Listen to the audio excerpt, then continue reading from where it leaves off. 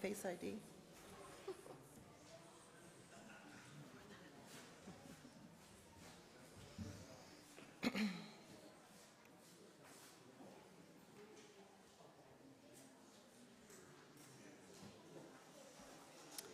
Good morning, everyone. There will be a time to bring your flowers up. You don't have to get it done right this moment. Good morning and welcome to the Unitarian Universalist Fellowship at Stony Brook. All of us here in the sanctuary welcome you who are joining us online, so let's wave to the folks through the camera on your left.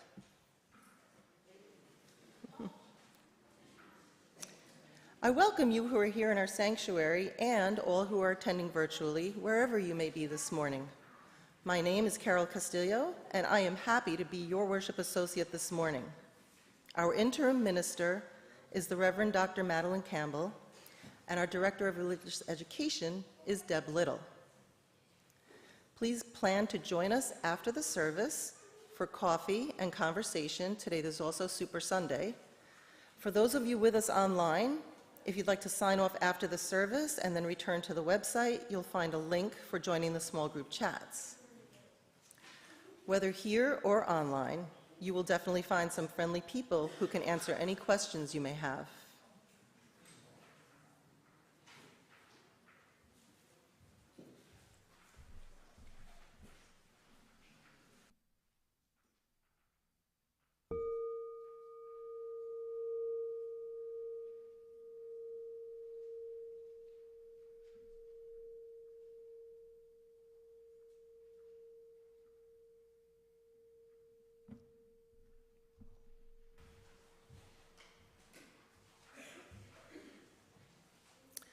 I have invited Linda Pfeiffer to light our chalice this morning.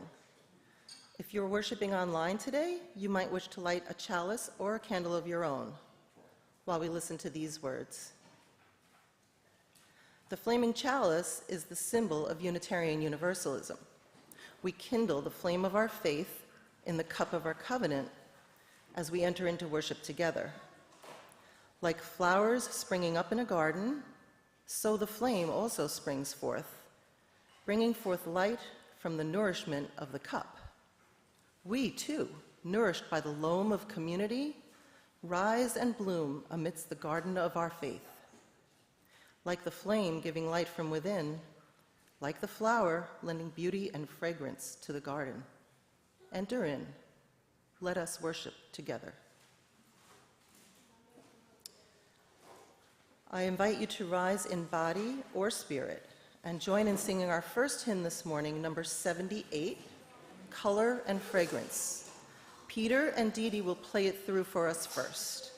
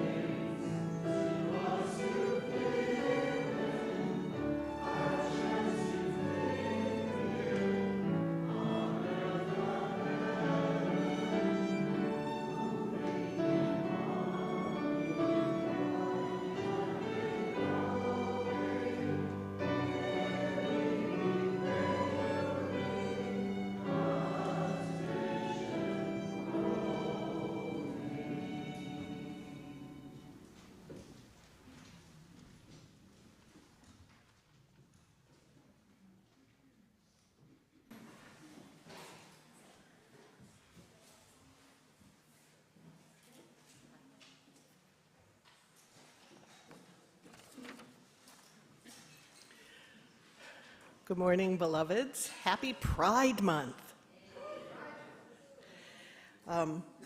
Someone just asked me if I have a perm or naturally frizzy hair, so that tells me something about how I might look this morning. I assure you it was coiffed when I left the house. So this morning I am sharing with you a true story called I Am Jazz. Some of you may know the story of Jazz Jennings, who is now 21, I believe. This book was written by Jazz Jennings and Jessica Herthel. So let's begin. I am Jazz. For as long as I can remember, my favorite color has been pink. My second favorite color is silver, and my third favorite color is green. Here are some of my other favorite things. Dancing, singing, backflips, I won't even pretend. Backflips, drawing, soccer, swimming, makeup, and pretending I'm a pop star. Most of all, I love mermaids. Sometimes I even wear a mermaid tail in the pool. My best friends are Samantha and Casey. I have a girl brain, but a boy body. This is called transgender, and I was born this way. When I was very little, my mom would say, "You're such a good boy," and I would say, "No, Mama, good girl." At first, my family was confused. They'd always thought of me as a boy. As I got older, I hardly ever played with trucks or tools or superheroes. Only princesses and mermaid costumes. My brothers told me this was girl stuff, and I kept right on playing. My sister says I was always talking to her about my girl thoughts and my girl dreams and how one day I would be a beautiful lady. She would giggle and say, "You're a funny kid." Sometimes my parents let me wear my sister's dresses around the house. But whenever we went out, I had to put on my boy clothes again, and that made me mad. Still, I never gave up trying to convince them. Pretending I was a boy felt like telling a lie. Then one amazing day, everything changed. Mom and Dad took me to meet a new doctor who asked me lots and lots of questions. Afterward, the doctor spoke to my parents, and I heard the word transgender for the very first time. That night at bedtime, my parents both hugged me and said, "We understand now. Be who you are. We love you no matter what." This made me smile and smile and smile. Mom and Dad told me I could start wearing girl clothes to school and growing my hair long. They even let me change my name to Jazz. Being Jazz felt much more like being me. Mom said that being Jazz would make me different from the other kids at school, but that being different is okay. What's important, she said, is that I'm happy with who I am. Being Jazz caused some other people to be confused too, like the teachers at school. At the beginning of the year, they wanted me to use the boys' bathroom and play on the boys' team in gym class. But that didn't feel normal to me at all. I was so happy when the teachers changed their minds. I can't imagine not playing on the same team as Casey and Samantha. Even today, there are kids who tease me or call me by a boy's name or ignore me altogether, and this makes me feel crummy. Then I remember that the kids who get to know me usually want to be my friend. They say I'm one of the nicest girls at the school.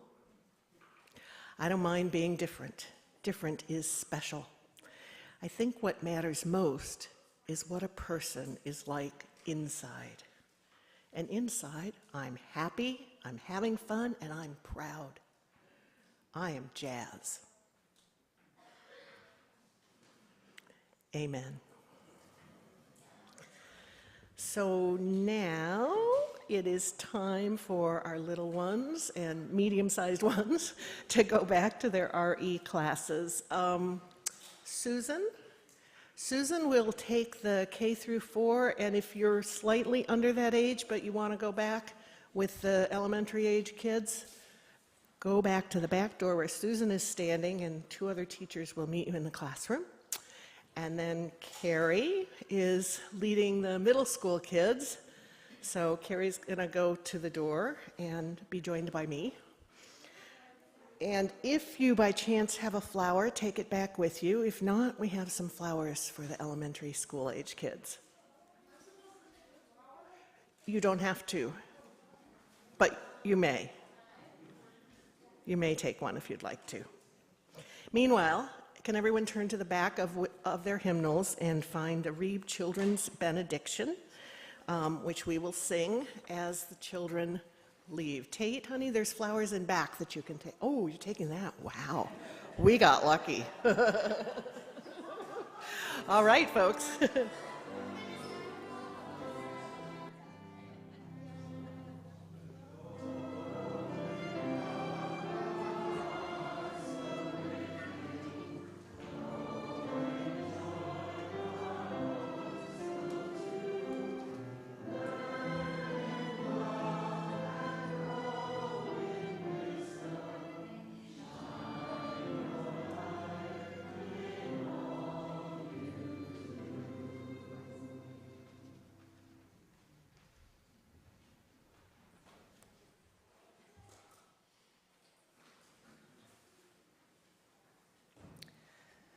This morning is our annual flower ceremony. This is a uniquely Unitarian Universalist ritual celebrated in the spring all over the world for the last 101 years. If you brought flowers with you today, you are invited to come forward and place them in the containers here in front if you haven't already done so. If you would like someone to collect your flower for you, please just raise your hand so someone can help you.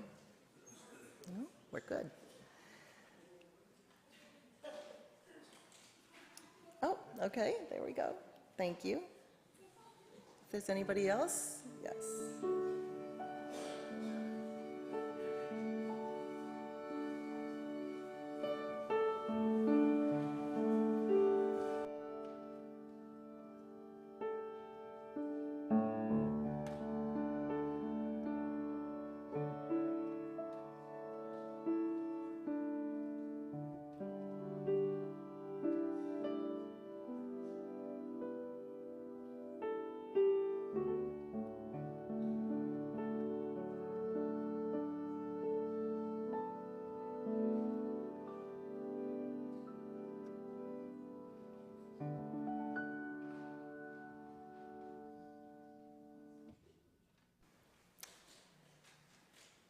Following our meditation in word, we will sit in silence for a minute or two.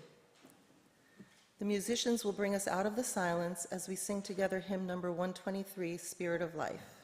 You might wish to open your hymnal to that now and keep it on your lap so you'll be ready.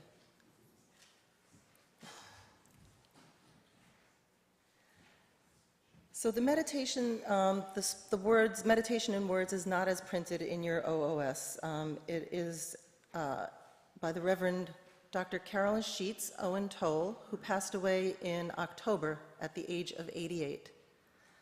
It is called Fragile and Rooted. See a blossom in your mind's eye. Allow it to fill the interior of your imagination. Greater perfection of form and nature cannot be imagined. With inward gaze, absorb each wondrous fluted petal. Slide down its humid surface until you drop as the dew into its velvety core. Immerse your senses in this safe chamber. Such fragile beauty gives impulse to weep. Slowly reverse the journey. As you ascend the shaft toward wider light, turn your imagination around and around to see its many facets. Stored within is the memory of all flowers. Marvel that this creation, while utterly fragile, yet undaunted, boldly buds forth, turning resolutely toward the sun. We too shimmer with expectation, exuding our own illumination, color, pulse, and scent. Vulnerable, still we venture our lives courageously toward hope and light, at once fragile and rooted.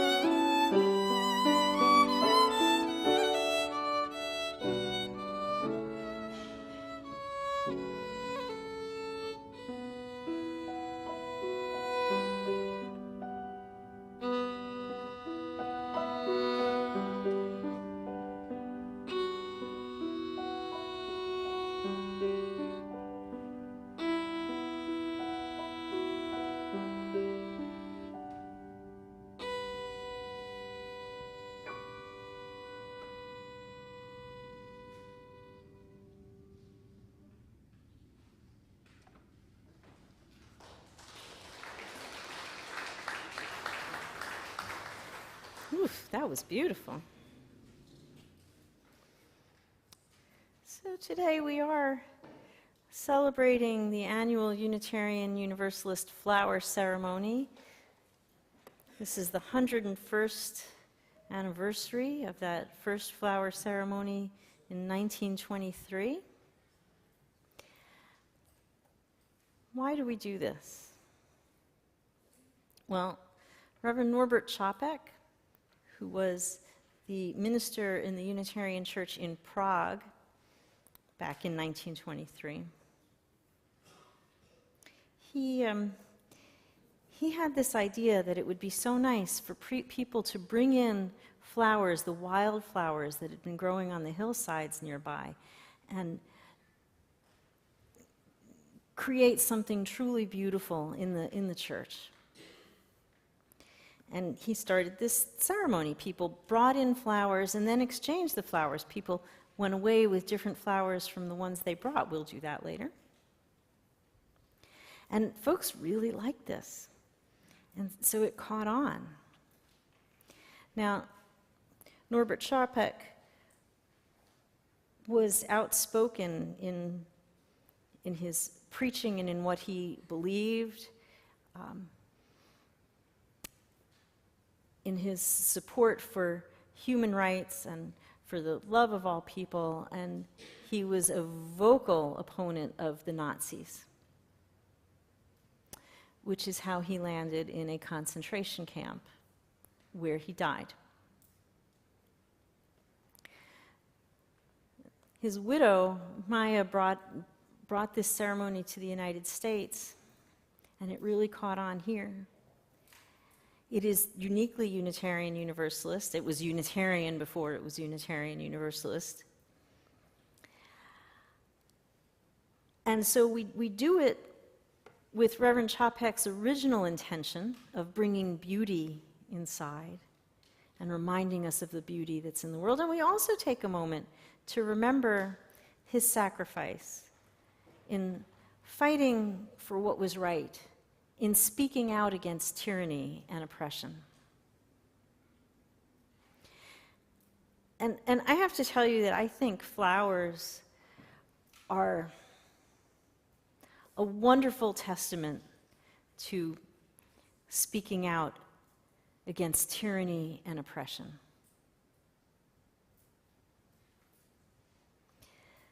They are persistent. They come up again and again. Well, the perennials come up again and again. Those of you who plant annuals know that we plant them again and again, maybe. But they do. They persist. They come up. Sometimes we cut them back and they come back stronger. Anybody here have roses? Yeah, roses. You know, if you cut back your roses, they'll keep blooming all season.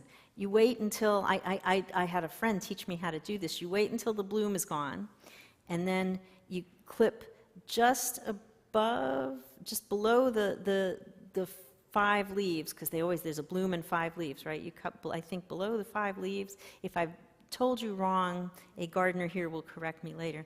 And they'll keep coming back season after season. And then, if you're really brave, around the first frost or a little before the first flower, in my house in Pennsylvania, I do this in February, you can cut your rose bushes back to like 2.5 feet tall. Ooh, that's brave, right? And what happens in the spring? They're just like, back bigger and better. And so what better metaphor can we have for persisting in the face of tyranny and oppression? Now, June is also Pride Month. Happy Pride. Yeah. And I am constantly reminded that the first Pride was a riot. Yes? Again, the flowers remind us of the persistence in fighting oppression. There are certainly oppressions abounding today. States making it illegal to give gender-affirming care to your children? Can you imagine? Can you imagine? Because, friends, things aren't always as we want to assign them or as they appear. I was told I could walk around a bit this morning. I'm walking around. Look at these blooms here. There are some teeny tiny ones, some really tall ones. Roses and carnations and orchids and so many peonies. Oh, right? And flowers that I don't know the names of. Look at all the different types of flowers, and we've got some lamb's ears over here that are to be planted later on outside at a time and place to be determined. Look at all of these. Now, I suppose if there was only one flower here and one color, one variety, and that's it, that would be pretty.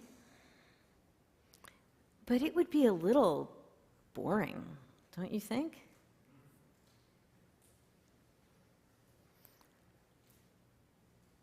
Variety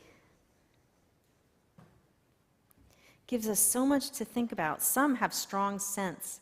Some are just astonishingly beautiful to look at.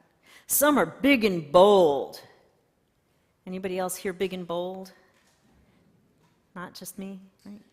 Some are very quiet, and we have to look at them carefully to discover their magnificent beauty, but each one is truly beautiful. Now, friends, I have been historically a really terrible gardener. I'm sad to say. But when I moved to Pennsylvania, I decided that I was gonna give it a go. I was gonna try. I bought my house from somebody who had done a lot of there had been gardening before. So there were some beds. I'm gonna do this. And I decided, you know what's going to work well in the partial shade that I have in the back of my house, and it's going to go well with the other colors I've already planted here. I'm going to put in some irises. So I went to the garden store, and I got a couple of containers that were labeled purple irises. That's going to go so great. Now, I had to go with the labels because it was early in the year, they weren't blooming yet. So I planted them. Friends, I did something I rarely have done in the past. I watered them.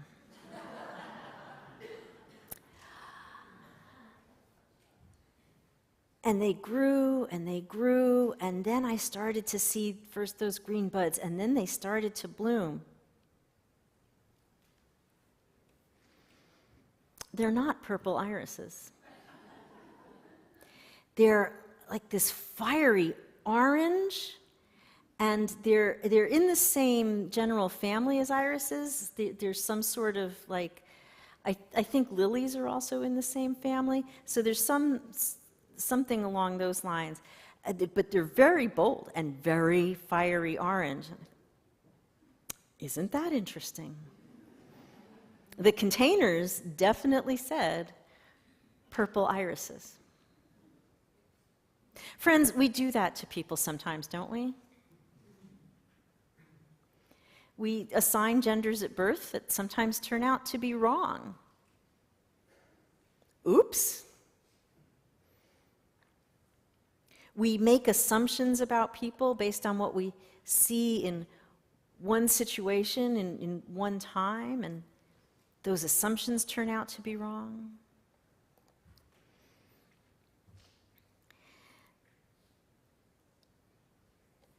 And when we find out the truth, we can't just eliminate those people. I didn't pull up those fiery orange flowers in my garden.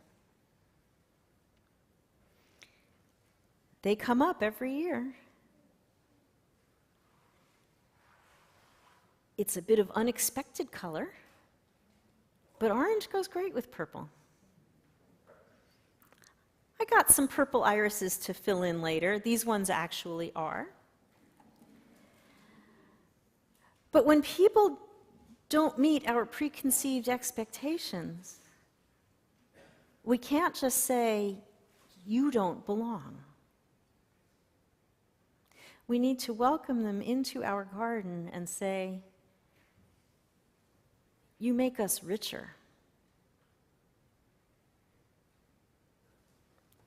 So I don't know which of the flowers you are today.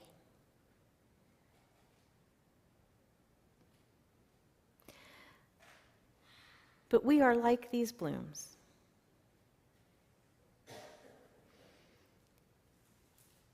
We have our moments of glory. When we fade, it's not forever. It's to gain strength for the next time and the next time. And we can keep coming back again and again. We can persist. We can be the beauty in the world. And heaven knows this world needs beauty, yes? Heaven knows this world needs beauty. So let's continue to make the world a beautiful place. Thank you for the gift of flowers today. When it comes time to come up and receive a flower later, if you didn't bring one, don't worry, because this is the other thing that we do together. We have extras. Some people brought bunches of flowers, because sometimes we're just not ready for that part to open up, to bloom yet, right? We've brought the flowers that are blooming now, but we know flowers are going to bloom all the way through the fall. And if you weren't ready to pop open this morning, if you didn't bring a flower with you, you still take a flower with you when you leave. We're clear on that? Everybody gets a flower. Thank you for being this beautiful garden today. Thank you for persisting. Take strength from the flowers. Namaste.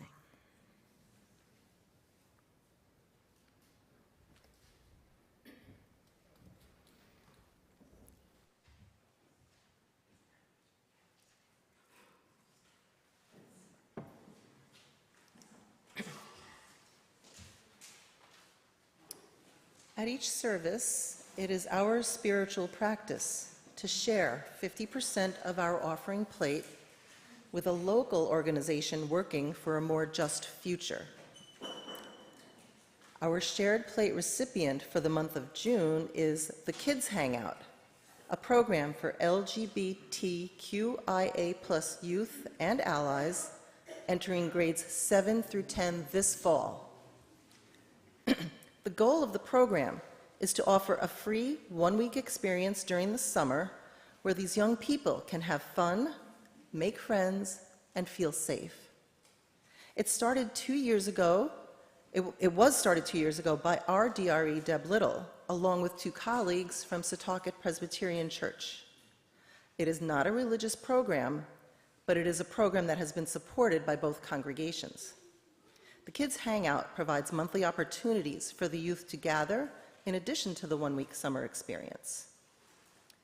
We're all aware of the hate being directed at this particular community right now, and we're equally aware that UUFSB has been a welcoming congregation for years. On a personal note, I feel that the affirming support shown by this congregation and other UU programs on Long Island empowered my own kids to feel more secure as they grew to know themselves, and helped foster self-esteem that's been guiding them to the confident and fabulous young adults that they are today. So I hope that you will generously support this important program. Please contact Deb Little if you have any questions. You may make your gifts in the plate or online, where the link to donate is in the comments. And now your gifts will be gratefully received and used very well.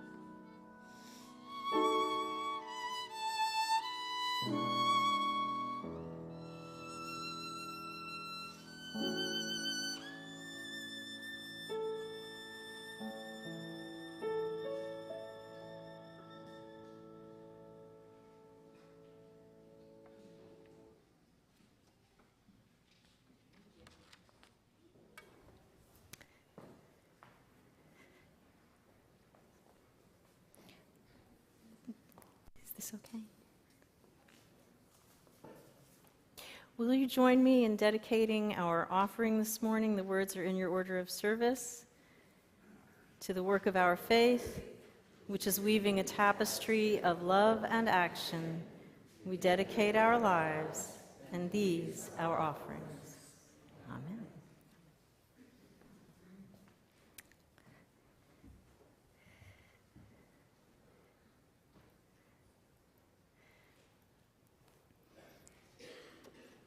So financial offerings are not the only offerings you have made this morning. You've brought your flowers to our altar, and in a few moments you will be invited to come forward and receive a different flower. And those of you, if you would like a flower brought to you, I will just invite you to raise your hands first, and we will have somebody bring you a flower. Will you join me as we consecrate these flower offerings with the words of Norbert Čapek, who is the originator of the flower ceremony? And our hymns this morning are also, we have chosen hymns written by Norbert Čapek. If you're not accustomed to looking down at the bottom to see who wrote the hymns, we chose hymns that he wrote this morning. And this is his consecration of the flowers. Infinite Spirit of life, we ask thy blessing on these, thy messengers of fellowship and love. May they remind us, amid diversities of knowledge and of gifts, to be one in desire and affection and devotion to thy holy will. May they also remind us of the value of comradeship, of doing and sharing alike. May they also remind us of the value of, may we cherish friendship as one of thy most precious gifts. May we not let awareness of another's talents discourage us or sully our relationship, but may we realize that whatever we can do, great or small, the efforts of all of us are needed to do thy work in this world. Amen. And I will ask first if there is anyone who would prefer that a flower is brought to them. And if we could keep your hands up, and we're going to distribute. You got those? Okay, good. I'll take them. And I invite the rest of you to come forward and receive a flower as a blessing now.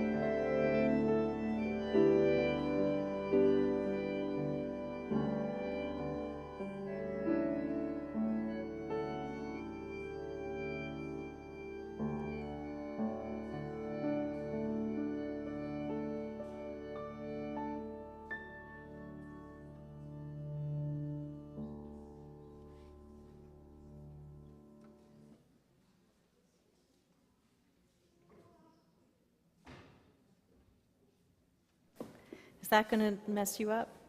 Nope. Okay. It's going to mess me up. I'm going to put it on this side.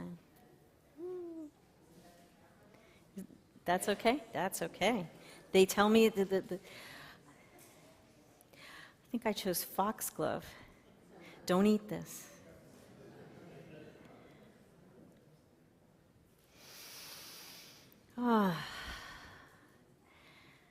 As we celebrate this wonderful garden, some that remain up here and many in your hands, I invite you to rise in body or spirit and join in our final hymn, number 64. Oh, give us pleasure in the flowers today.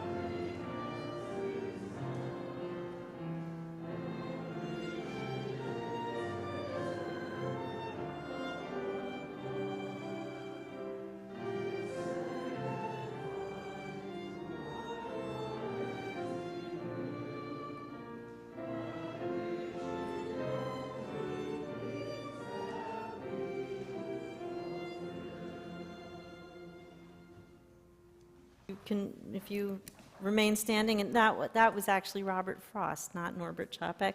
Sometimes I confuse myself. Beloveds, go in peace, go in joy, go in the beauty of the garden around us and the garden that you are. Go always in the footsteps of the holy. Amen. And now, we extinguish our chalice flame, for our worship has ended and our service begins. I invite you here in the sanctuary to wave goodbye to the folks who've joined us online through the camera on your left.